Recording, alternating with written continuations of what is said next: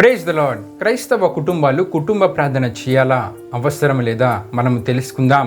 ఇంట గెలిచి రచ్చగలవాలి అనే సామెత ఇప్పుడు మనం వింటూ ఉంటాం. నేటి దినాల్లో క్రైస్తవులు ఆరాధనకు కుటుంబంతో కలిసి వెళ్తారు, ఆత్మీయ సభలలో కుటుంబంతో కలిసి పాల్గొంటారు, సంఘ కార్యక్రమాలలో కుటుంబం అంతా కలిసి పాటలు పాడుతారు. కానీ ఇంటిలోపాది కూడుకునే కుటుంబ ప్రార్థన ఉండనే ఉండదు. గనుకనే నేటి దినాల్లో కొన్ని క్రైస్తవ కుటుంబాలలో అసమాధానం ఏలుబడి చేస్తుందండి. భార్య మాట భర్త వినడు, భర్త మాట భార్య వినదు, తల్లిదండ్రుల మాట పిల్లలు వినరు.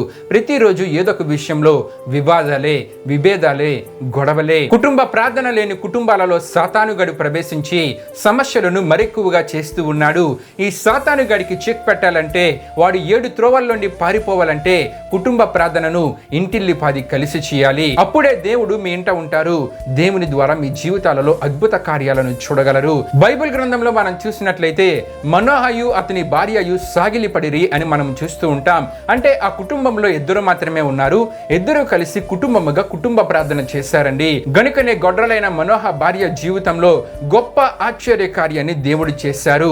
ఆమె గర్భము నుండి ఒక బలవంతుడైన న్యాయాధిపతి అంటే సంసోను ఈ లోకానికి వచ్చాడు.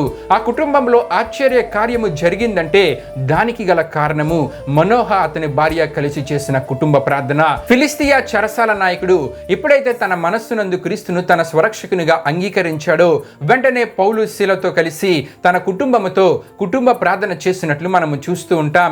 గనుకనే ఆ కుటుంబం అంతా రక్షించబడిందండి. అంటే అక్కడ జరిగిన కుటుంబ ప్రార్థన ఒక కుటుంబం అంతా రక్షించబడుటకు కారణమైంది.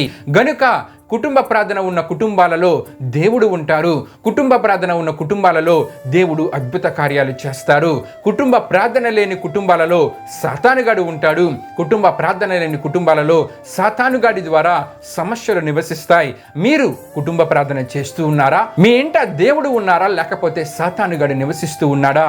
మిమ్ములను మీరు పరీక్షించుకోండి. ఆమేన్.